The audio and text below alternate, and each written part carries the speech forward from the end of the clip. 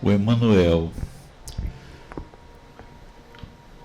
o mentor espiritual de Chico Xavier, e que também orientou todos os médiuns através dos livros espíritas. Ele tem vários livros. Nesse livro, Vinha de Luz, que são livros da Federação Espírita Brasileira, esse livro, ele faz parte de uma trilogia. Foi escrito em 1952, ainda em Pedro Leopoldo. E ele escreveu, nessa época, cartas espirituais. O Emmanuel é o maior evangelista depois dos evangelistas. Há quem compare ele como o quinto evangelista. E ele comenta sempre, ele faz algum comentário em cima do Evangelho, citando os evangelistas, o Paulo, e quando esta epístola tiver sido lida entre vós, fazei que também o seja na igreja dos Laodicenses, e a que veio de Laodiceia, ledes vós também. Paulo, Colossenses, capítulo 4, versículo 16. Então, o benfeitor, ele comenta: o correio do céu nunca interrompeu. Essa palavra já é forte, né? O correio do céu nunca interrompeu. Desde que a inteligência humana se colocou em condições de receber a vibração dos planos mais altos, não cessou o Pai de enviar-lhes apelo por meio de todos os recursos. Em razão disso, a inspiração edificante nunca faltou às criaturas. E na atualidade, com a intensificação do intercâmbio entre os círculos visíveis e invisíveis, a face do espiritismo evangélico que restaura no mundo o cristianismo na sua pureza essencial, as cartas espirituais são mais diretas, mais tangíveis. Grande parte dos estudantes, contudo, seguindo a velha corrente do indiferentismo, reparando essa ou aquela página edificadora, procura evidentemente os nomes daqueles a quem são dirigidas. Se há conselhos sábios, devem ser para os outros. Se surgem advertências amigas ou severos apelos,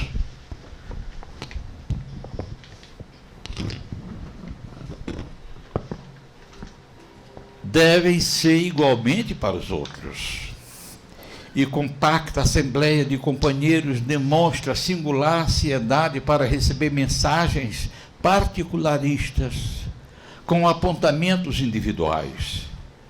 Para prevenir tais extremos, recomendava Paulo que as epístolas dedicadas a determinada igreja fosse lida e comentada em diferentes santuários para a necessária fusão e dilatação dos conhecimentos elevados.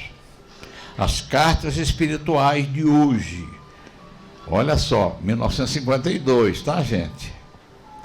71 anos, né? As cartas espirituais de hoje devem observar idêntico processo. Somos compelidos a reconhecer que todos somos, individualmente, portadores de um templo interno. Saibamos extinguir as solicitações egoístas e busquemos em cada mensagem do plano superior a consolação, o remédio, o conselho ou a advertência de que carecemos. Quando soubermos compreender as pequeninas experiências de cada dia com a luz do Evangelho, concluiremos que todas as epístolas do bem procedem de Deus para a comunidade geral de seus filhos. Confesso para vocês que eu nunca tinha visto essa mensagem do Emmanuel, porque eu tenho a coleção do livro. Essa coleção chama-se Fonte Viva, são 3 livros do benfeitor, onde ele comenta o Evangelho.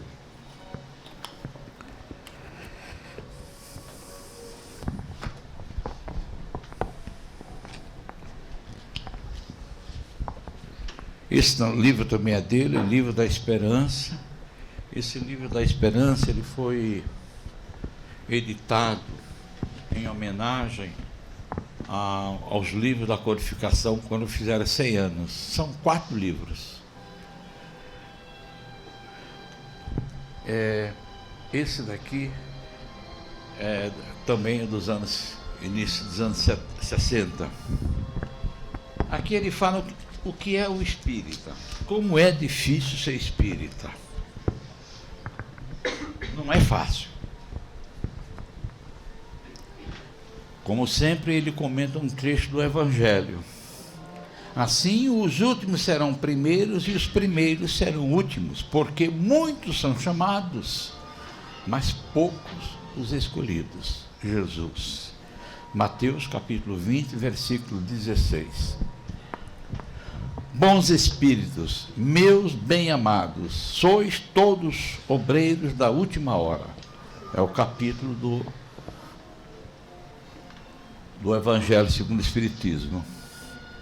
Aí o Emmanuel comenta e puxa na nossa orelha. Ele era bravo, o Emmanuel, principalmente com Chico Xavier. Quem sabe quem foi Emmanuel? Levanta a mão.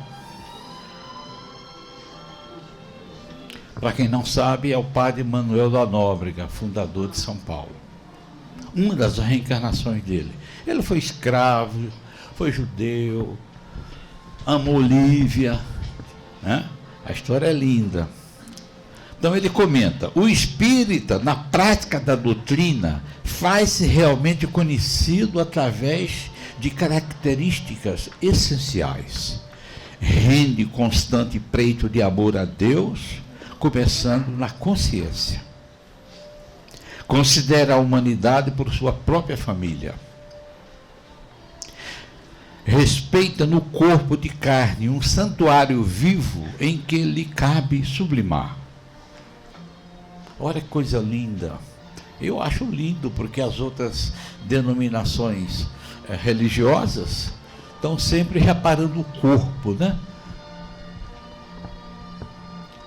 Abraça o trabalho construtivo, seja qual seja a posição que se encontre. Abstém-se formalmente do profissionalismo religioso. Por isso que a gente tem uma vida normal, trabalhando, produzindo para a sociedade, para a nossa família, mas não tem como uma profissão. Nós não combatemos quem tem, tá, gente? Pode ser padre, evangélico, muçulmano, são nossos irmãos. Eles encontraram uma maneira de fazer o bem, nós também encontramos a nossa. Sabe-se um espírito em evolução e por isso não exige dos outros qualidades perfeitas que ainda não possui. Então o espírito não exige de você o que ele ainda não é. Aceita sem revolta dificuldades e provações por não desconhecer que os princípios da reencarnação se situam cada pessoa no lugar que traçou a si mesma, ante os resultados das próprias obras. Lembra que eu falei aqui?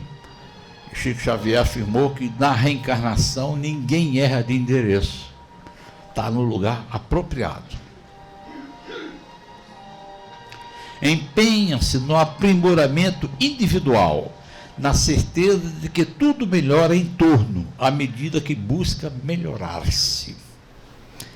Estima no dever irrepreensivelmente cumprido seja no lar ou na profissão, na vida particular ou na atividade pública, o alicerce da pregação de sua própria fé. É o que nós estamos fazendo aqui. Essa é a nossa fé. Acreditamos na vida depois da morte, acreditamos no contato entre o mundo espiritual e nós, é a nossa fé. Exalta o bem, procurando a vitória do bem, com o esquecimento do mal.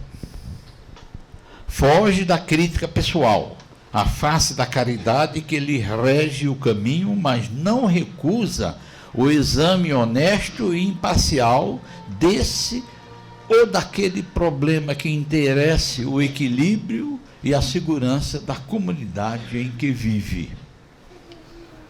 Exerça a tolerância fraterna, corrigindo o erro sem ferir, como quem separa o enfermo da enfermidade. Estuda sempre.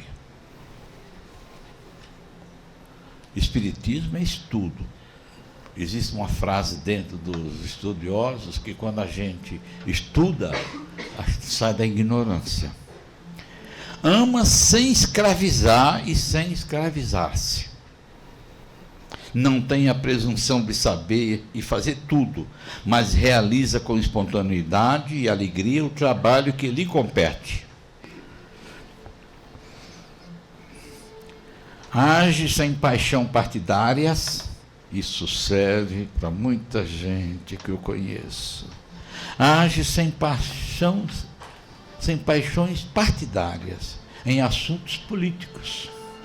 Embora esteja atento aos deveres de cidadão que o quadro social lhe preceitua.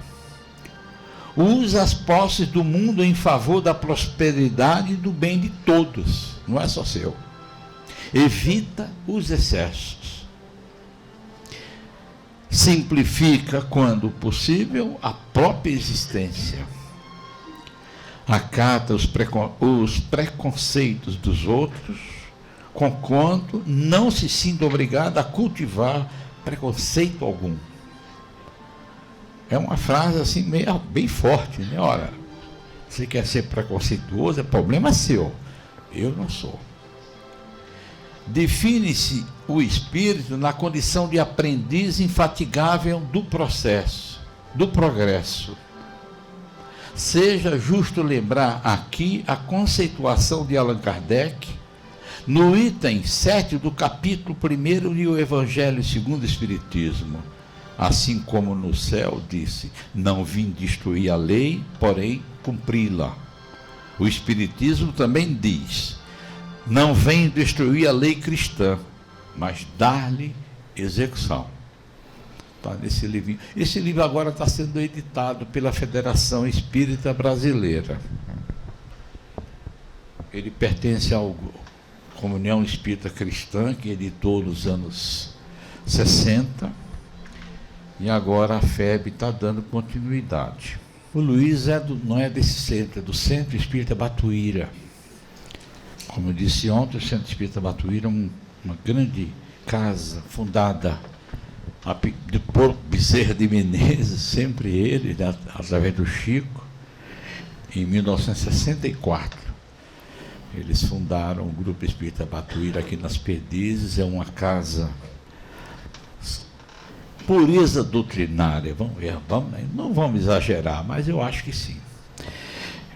É seríssimo. Lá eles têm 800 voluntários e mais de 100 funcionários. Só que lá a turma trabalha. Tem até hospital. Deixa eu contar a história do hospital. Vocês conhecem, né? Rapidinho. Um dia o seu Espartaco, que era o médium de lá, amigo de Chico, eu adoro contar história, é porque historiador é assim mesmo. O Orlando adora essa história. Seu Espartaco falou, meus filhos, eu quero falar com vocês.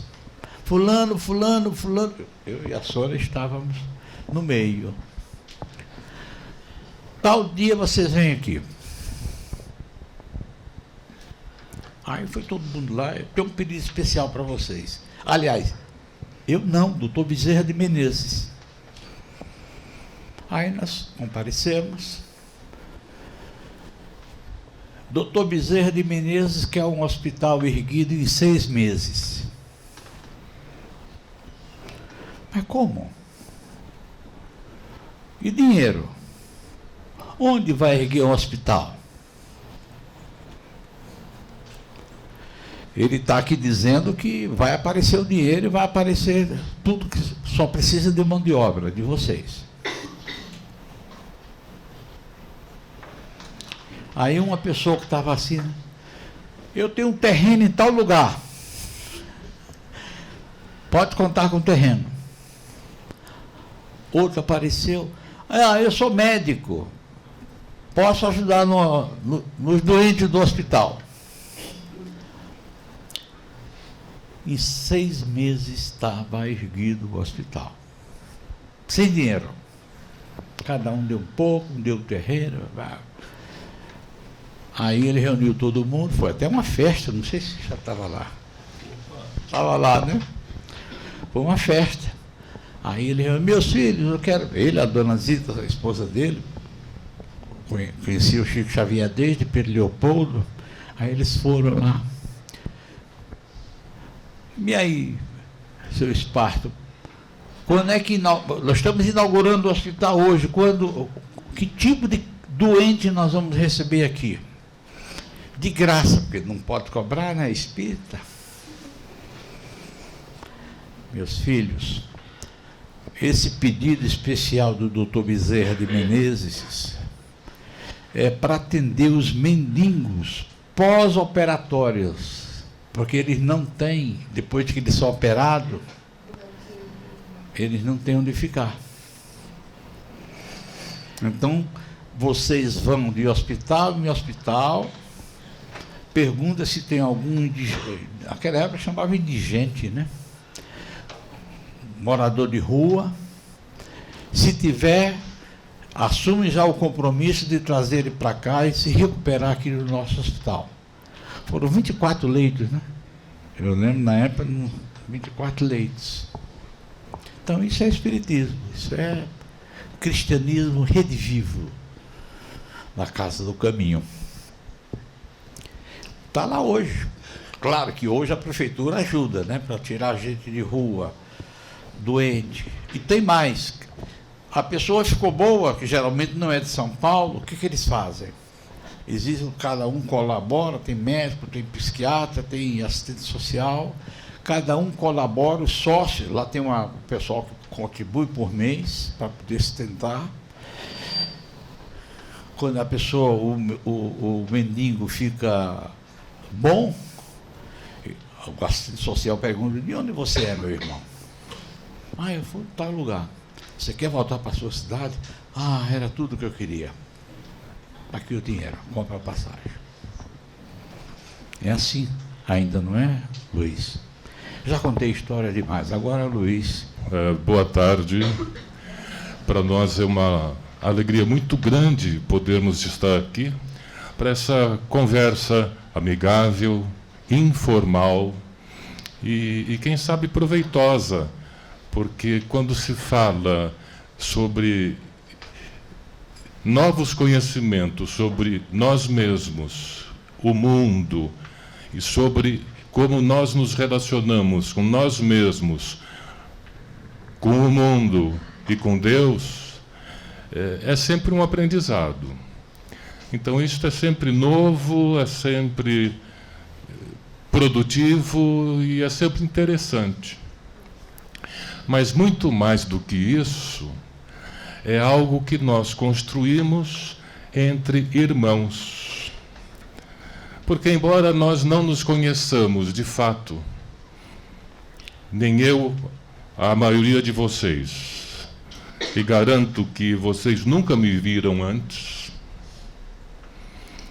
nem nas páginas policiais, o que já é uma grande virtude, você conseguir escapar disso. Não digo nem que não devesse estar lá, eu escapei de estar lá.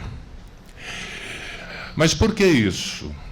É porque nós nos reconhecemos como criados pelo mesmo Pai pela mesma inteligência suprema que comanda o universo. Isso nos faz muito iguais. Com todas as nossas diferenças pessoais, nós no íntimo somos iguais. Somos, portanto, irmãos de criação. E agora, muito prazer, meus irmãos. Já somos conhecidos e vamos conversar um pouco. Isto é a essência do Espiritismo. É por isso que Orlando falou na facilidade, e às vezes nem é tão fácil assim, porque nós ainda guardamos uma certa imperfeição dentro de nós mesmos. Embora estejamos todos caminhando para lugares melhores, ainda não estamos no mundo dos nossos sonhos. Mas nós estamos a caminho, estamos construindo essa realidade. E essa construção para nós, ela é muito gostosa de fazer, porque não estamos fazendo para pessoas estranhas. São pessoas não conhecidas, mas com cujos corações nós facilmente nos confraternizamos, sem fazer aqueles questionamentos que hoje nos proíbem até de ter esta abertura para relações com aqueles que são diferentes de nós. Porque ser diferente não é ser pior. Porque nós também somos diferentes dos outros, e não somos piores por isso. Podemos ser piores por outros motivos que o processo evolutivo também vai encobrir, o nosso passado vai ser reconstruído e nós podemos ter a certeza de dias melhores. O Oceano quis contar aquela história no final, e eu estou contando alguma coisa no meu começo, porque agora que nós vamos começar a fazer a reflexão em torno de um tema que, enfim, vai nos ocupar nos próximos minutos, que é um trechinho do Evangelho chamado O Óbolo da Viúva. Primeiro vamos destacar a simplicidade desse trecho. Ele é tão encantador nessa sua simplicidade que às vezes ele solicita mesmo que esse texto seja motivo de uma reflexão para a gente ainda aprimorar, melhorar a compreensão que temos dos textos dos evangelhos, que tem uma riqueza tão profunda e, ao mesmo tempo, tão alta, que, à medida em que nós nos aprofundamos ou buscamos conhecê-lo, nós percebemos o quanto de luminosidade e aprendizado é possível extrair de textos que pareçam tão simples. O Óbolo da Viúva, então, é o texto que nos vai interessar a partir desse instante. Vamos começar iniciando. Começar iniciando é excelente. Ninguém inicia terminando. Não é? Para vocês verem que não é fácil. Vamos começar falando de um dos textos mais primorosos que já foram escritos entre nós.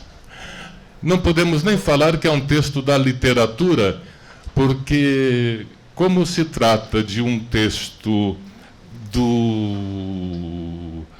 bíblico, do conjunto da Bíblia, o Novo Testamento, etc., ele é incomparável aos textos escritos pelos nossos maiores literatos, não é? Mas o Sermão da Montanha é um dos textos inaugurais. É o primeiro sermão, é o primeiro contato de fato com um público maior que Jesus teve. E o Sermão da Montanha é o início do seu grande conteúdo de elevação espiritual que ele trouxe para nós. O Sermão da Montanha, todos nós temos uma boa ideia a respeito dele, algumas palavras, algumas sentenças estão sempre na nossa memória, mas o Sermão da Montanha é um texto tido, até por quem não é cristão, como um dos melhores textos de direcionamento da humanidade para a construção de um mundo melhor. Não há dúvida. Ele começou a sua jornada entre nós, Jesus, com o Sermão da Montanha, e começou com chave de ouro, coisa de mestre. Aliás, para ele não foi difícil ser isso. Não é verdade? Era o próprio falando para nós. Então, o Sermão da Montanha, ele é composto, aqui vocês têm a estrutura do Sermão da Montanha, e nós vamos perceber que há uma construção artística deste sermão. Se vocês me acompanham, vocês irão ver a primeira parte é uma introdução, aliás, o auditório, e a última parte também é auditório. E haverá um direcionamento ao centro desse sermão, apresentando os mesmos temas, numa posição invertida. Auditório abre, auditório fecha. Depois vem pronunciamentos e declarações, e depois vem uma conclusão. Leis e profetas, instrução com antíteses, instrução servir a Deus. Então, existe essa forma. E nós não vamos discutir esses itens que são maravilhosos, mas nós vamos entender que esse sermão se dirige a um centro. E esse centro é o centro mesmo, é o núcleo de maior importância do Sermão da Montanha. Esse núcleo, que nós vamos ver aí já quadriculado, fala sobre dois temas: justiça diante de Deus, depois justiça diante de Deus, e no centro deles a oração do Pai Nosso. O que isso quer significar para nós? Que o Sermão da Montanha, que é tido como o texto magistral de abertura dos trabalhos de Jesus entre nós, porque quando você conhece alguém, você apresenta seus documentos. Quais são os seus interesses? Por que você está aqui? E foi o que Jesus fez com o Sermão da Montanha. Ele teve o seu primeiro encontro público e ele entregou o que melhor tinha para entregar no início dos seus trabalhos. Então, esse texto tem que ser levado em conta como extraordinário, dentre os textos extraordinários que Jesus produziu sempre. Todos os seus textos têm um valor extremo. Justiça diante de Deus e justiça diante de Deus. O que isso quer dizer? Ser justo, na linguagem da época, era cumprir a lei de Deus. Ser justo era praticar a lei, até então era a lei judaica, e fazer boas obras, o que é fazer uso do coração em benefício de seus irmãos. Esta é uma forma de amar a Deus. Então, ser justo, o homem justo, nesse aspecto, é aquele que ama a Deus.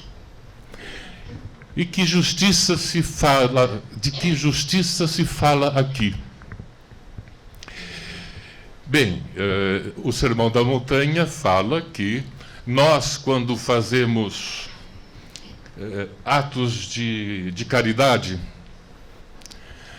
devemos fazer escondido, sem fazer demonstrações. Olha, aqui nós vamos fazer agora, prestem atenção em mim, porque sou eu que vou fazer um ato de caridade. Olha como é importante ser como eu sou. Jesus dizia, não é assim que se faz o ato de caridade. Na época se chamava isso de trombetear. Na época lá mesmo, há 2000 anos. Porque a trombeta tinha um sinal meio sagrado de anunciar as coisas importantes. Não é? A gente vê nos filmes acontecer isso. Alguém toca uma trombeta porque vai aparecer alguém importante para falar alguma coisa. Então diz, não é assim. Amar a Deus, ou seja, agir de forma justa, praticando a lei, fazendo boas obras, não pode ser uma coisa que se faça apenas, olha aí, na aparência, para que os outros vejam. A mesma coisa com relação à oração. Jesus fala, quando você quiser orar, procura um lugarzinho bem quieto, um quartinho escuro, fecha, ele não dizia tudo isso, mas era essa a ideia dele, fecha a porta, e aí faça uma prece, uma oração a Deus, com a intimidade, com o coração. Não é para as outras pessoas verem e ficar admiradas, olha como fulano é um espírito evoluído. Nossa, nós espíritas gostaríamos de ser isso rapidinho. Mas não é fácil, porque o trajeto não é tão curto assim. Todos nós estamos no nosso caminho, construindo. Alguns com mais rapidez, outros com menos pressa, mas todos estão a caminho de construções que vão levá-los a níveis superiores da existência. Mas qual é a outra forma, então? Nós falamos de fazer o bem, mas fazer o bem com o coração, não só com a boca e para os outros verem, orar também. E outra coisa que era muito própria dos judeus, e ainda é, a gente não usa mais isso, é o jejum. Porque com o jejum você também demonstrava sacrifício. Eu me sacrifico, passo tantos dias sem comer, não é jejum para emagrecer. Essa é outra coisa, que também a gente não faz. Fica só na aparência. Você está fazendo o jejum? Estou. Não é? Então dizia, quando você fizer jejum, não fica com essa cara de coitadinho, para o outro falar, puxa, mas você está enfraquecido aí. Aposto que fez jejum. Porque isso era um elogio, fazer jejum. Então, esses 3 tópicos que estão aí no centro do Sermão da Montanha têm que ser levados em conta com muita importância. Por quê? Porque eles demonstram atenção, eles demonstram jeitos corretos de amar a Deus. Não é só fazendo jejum, não é só ajudando as pessoas, por mais importante que isso seja, não é só fazendo a oração em silêncio, recolhido, é agindo, porque o símbolo é esse, quando você agir. Não queira agir apenas na aparência, para que os outros vejam e achem que você é o cara. Não. Nós vamos ver daqui a pouco que isso vale muito pouco. Melhor do que não fazer nada. Se você age para aparecer para alguém, é porque você já começa a perceber que há alguma importância em ajudar. Você já está assim, circulando no caminho. Não é aquele que acha que isso não tem importância nenhuma, eu sou contra. Não, eu faço imitando e faço para aparecer. Amanhã eu vou fazer porque comecei a gostar. E aí você deu um passo à frente. Muito bem. Então nós temos esse centro de atenções que é, na verdade, uma relação com Deus. Você pensa que é só uma relação com o próximo? Com aquele que é seu parente? E os parentes, às vezes, são mais difíceis, porque, na verdade, são reencontros para reajustes. A gente pensa que o parente sempre tem que se... Às vezes, não. Às vezes, você é colocado junto com outras pessoas numa vida porque você tem que afinar relacionamentos. Você tem que melhorar isso. Então, nós temos aqui, agora, o início da história da viúva, e vamos fazer rápidas reflexões, porque já fizemos algumas muito interessantes e muito importantes. Em Marcos, no capítulo 12, começa assim: e dizia Jesus, o seu ensinamento, guardai-vos dos escribas. Escribas eram pessoas do judaísmo ligadas ao templo, pessoas que exerciam um papel quase profissional na religião da época. Então ele dizia, cuidado, guardai-vos dos escribas, porque eles gostam de circular de toga, de ser saudados nas praças públicas e ocupar os primeiros lugares nas sinagogas e o lugar de honra nos banquetes. Quer dizer, ele está dizendo, o pessoal que cuida do próprio templo religioso, o que eles querem é se sentir importantes, portanto, para ele, as boas roupas os identificam dos demais, eles serem saudados em lugares públicos é uma forma de reconhecimento exterior que a eles agrada muito, e às vezes eles fazem boas ações, às vezes, porque tem gente bem intencionada em todo lugar. Aqui, por exemplo, eu vejo algumas. E tem aquelas, aliás, todas, hein? Aqui todo mundo está bem intencionado. Não é verdade? Quem está aqui mal intencionado? Ninguém.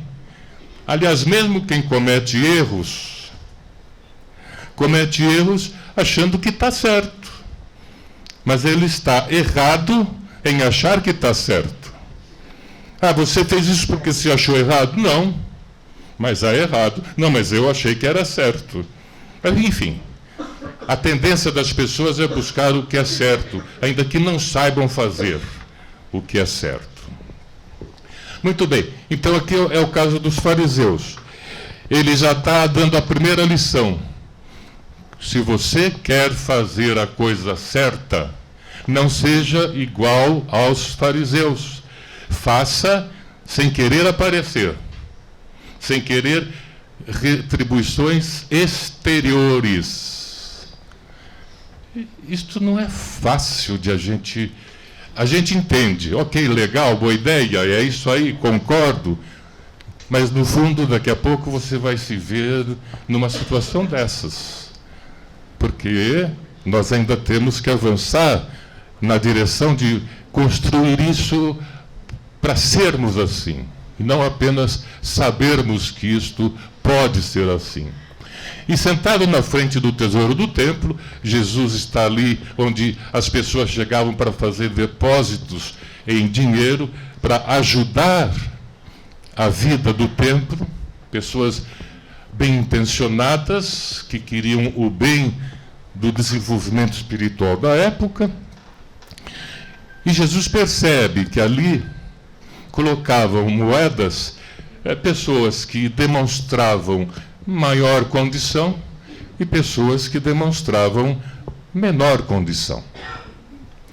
E ele descreve, ele percebe a vinda de uma viúva pobre. Uma pobre viúva nem sempre é uma viúva sem dinheiro, não é? Uma viúva pobre, sim, as palavras às vezes têm uma significação diferente. E essa viúva colocou 2 moedinhas ali como doação e foi embora. E Jesus diz para os seus discípulos, dando-lhes uma lição: esta viúva, esta senhora, deu do que ela quase não tinha. Portanto, se você comparar o que ela fez de maneira corajosa, porque naquela época uma mulher idosa, sozinha, entrar no templo, que era domínio masculino, percebam a cena, com 2 moedas, e colocá-la no lugar onde estão fazendo fila para colocar muito dinheiro, Jesus diz, ela está dando mais do que todo mundo, porque ela está dando de algo que para ela é importante. Porque tem gente que está colocando ali o que mais do que sobra. Mais do que sobra. Melhor do que não dar. Percebe? Mas qual é o sentimento que tem que ser vivido nesse instante? É o de contribuição pessoal. É mostrar que eu estou fazendo isso porque eu tenho certeza que é importante que eu faça isso. E não estou fazendo isso por fazer. Dizendo, tanto faz eu dar 20, 30, 50. Tanto faz. Eu vou dar 20. Porque se tanto faz, por que dar 50? Ainda que eu pudesse. Porque me sobra. Mas a viúva deu o que podia até lhe faltar. E Jesus diz isso para nos ensinar 3 coisas. Primeiro, a velhinha entrou que ninguém percebeu quase. Ela foi dar tudo o que ela tinha. E ela entrou, como dizem hoje os menos jovens, sussa. Precisa traduzir sussa, não? Sussa. Entrou sussa e saiu sussa. Não trombeteou. Segundo, ela fez isso do seu próprio coração. E deu acima do que poderia de fato dar. Ela preferiu ajudar as obras do templo em prejuízo de alguma satisfação maior que ela pudesse ter com aqueles recursos. E mais, isso agora vai servir para todos. Ela não esperou ter 5 moedas. Ela não esperou ter 10 moedas para dizer, 2 é muito pouco. Eu nem vou lá. Quando eu tiver mais, eu vou. Quantos dos que estão lá fora, porque eu já disse que esse público aqui é diferenciado. Só tem gente boa aqui, da melhor qualidade. Primeiro porque são meus irmãos, e eu não tenho como julgá-los diferente disso. O que eu quero dizer é que existem pessoas bem intencionadas, fazem isso por não avaliarem corretamente o que poderiam fazer. Mas eu vou falar assim num sentido bem-humorado, que isso já me passou várias vezes na cabeça, então eu reparto isso com vocês sem qualquer receio de dizer que isso é anormal. Quem aqui, não precisa levantar todo mundo o braço ao mesmo tempo, mas se for o caso, não fique preocupado com eu levantei o braço, não vai ser sozinho. Quem aqui já pensou assim, se eu ganhar na Mega essa semana, eu vou ajudar tanto não sei, a quem precisa, porque eu sou uma pessoa do bem, eu só não tenho como ajudar. Mas se de repente eu for ajudado e ganho, eu vou ter recursos, que maravilha poder fazer. Eu sei que eu devo fazer o bem, só falta ganhar na Mega para poder fazer isso como de fato eu gostaria. Quem nunca pensou assim? Ok. Alguém levantou a mão ali ou é coçando mesmo? Ok. Não, porque... ok. Estamos todos nessa. Então, essa é a grande lição desta passagem do Evangelho. Não é só ela foi lá e fez. Ela foi lá com o pouco que tinha, não ficou esperando juntar uma quantia para dizer, agora sim. Porque não é assim que se faz. Porque não é só com dinheiro que se ajuda. Porque não é só com coisas materiais que se ajuda. Mas ajudar, fazer o bem, ser do bem, é uma coisa que você pode ser a qualquer momento, sempre, e às vezes, não dependendo do que você está disposto a dar. Você dá, as coisas acontecem. A bondade rola, sussa, acontece. E a gente pensa que a ajuda é só material, é só em grande quantia, e se tiver gente tirando uma foto para você colocar no Insta, nossa, é isso, show de bola. É assim que se faz. Não é. É com a simplicidade, é com a pequenez, é com o coração, e é uma forma, segundo Jesus disse, de demonstrar amor a Deus. Fazer isso de maneira que os outros nem percebam. Mas como é que eu faço? Podem perceber. Pode. O problema é você não se sentir envaidecido porque tem gente olhando. É claro.